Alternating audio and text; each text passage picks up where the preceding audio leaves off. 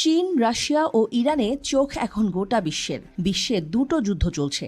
সেগুলোর পক্ষ বিপক্ষ দেশগুলো আরও যুদ্ধ পরিস্থিতি তৈরি করে রেখেছে। পুরো বিশ্বই এখন ভয়াবহ যুদ্ধের আতঙ্কে।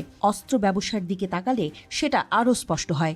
গত 5 বছরে ইউরোপ, মধ্যপ্রাচ্য এবং এশিয়ায় অস্ত্র বিক্রি বেড়েছে, এমনটাই বলা হয়েছে স্টকহোম ইন্টারন্যাশনাল পিস রিসার্চ ইনস্টিটিউটের নতুন প্রতিবেদনে। উত্তর কোরিয়া ও চীনে পৌঁছাতে সক্ষম 400টি দূরপাল্লার ক্ষেপণাস্ত্রের অর্ডার দিয়ে অস্ত্র আমদানি 2.5 গুণ বাড়িয়েছে জাপান। মার্কিন মিত্র কাতার, মিশর ও সৌদি আরবও মধ্যপ্রাচ্যে সবচেয়ে বেশি অস্ত্র কিনেছে, যা বৈশ্বিক আমদানির প্রায় 30%।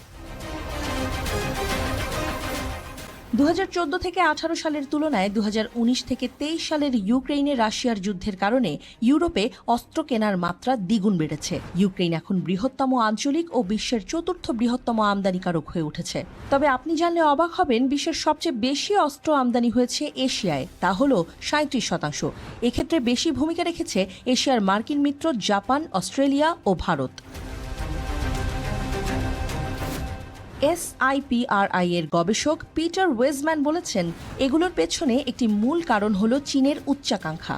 তিনি বলেছেন, এটা শুধু ইরানের ভয় নয়, এটি আসলে যুদ্ধের ভয়। গত 10 বছরে সৌদি আরব প্রকৃতপক্ষে সেই অস্ত্রগুলো মূলত ইয়েমেন সহ নিজেদের পরিচালিত অন্যান্য অভিযানে ব্যবহার করেছে। এটা বলার অপেক্ষা রাখে না পশ্চিমা মিত্ররা সবচেয়ে বড় রপ্তানিকারক। বিশ্ববাজারে আমেরিকার অস্ত্র রপ্তানি 42% পৌঁছেছে, যা 2013 থেকে 2018 সালেও রপ্তানির পরিমাণ ছিল 32%। তবে যুক্তরাষ্ট্রই একমাত্র দেশ যাদের কাছে রপ্তানিযোগ্য 5ম প্রজন্মের যুদ্ধবিমান F-35 লাইটনিং II রয়েছে। আছে F-35, ইউরোফাইটার টাইফুন ও ফ্রান্সের রাফালে সহ ইউরোপে প্রায় পরবর্তী প্রজন্মের 800 যুদ্ধবিমান। যুক্তরাজ্য ও সুইজারল্যান্ড সহ 2019 থেকে 23 সাল পর্যন্ত শুধু ইউরোপ থেকে বিশ্বের 31% অস্ত্র রপ্তানি করা হয়েছে। এর মধ্যে দক্ষিণ কোরিয়াও একটি প্রধান রপ্তানিকারক হিসেবে আবির্ভূত হয়েছে। পোল্যান্ডের সঙ্গে ট্যাঙ্ক, কামান, বিমান ও রকেট আর্টিলারির বড় চুক্তি সই করেছে দেশটি। এর বিপরীতে চীন 5.8% বিক্রি করেছে। দেশটির মোট রপ্তানির 60% পাকিস্তানে যাচ্ছে এবং বাকি অংশের বেশিরভাগ যাচ্ছে বাংলাদেশ ও থাইল্যান্ডে। রাশিয়া একসময় অস্ত্র বিক্রিতে মার্কিন যুক্তরাষ্ট্রের বড় প্রতিদ্বন্দ্বী ছিল।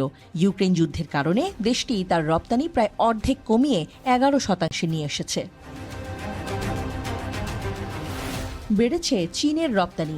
গত শতকের 90-এর দশক থেকে চীন ক্রমবর্ধমানভাবে তার নিজস্ব অস্ত্র তৈরি করছে।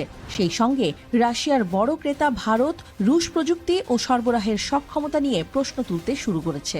পুরো বিশ্বেই ক্ষমতার প্রদর্শনের লড়াই ও বড়াই চলছে। কার ঝুলিতে কত অস্ত্র আছে এবং কার চাইতে কার অস্ত্র বেশি শক্তিশালী,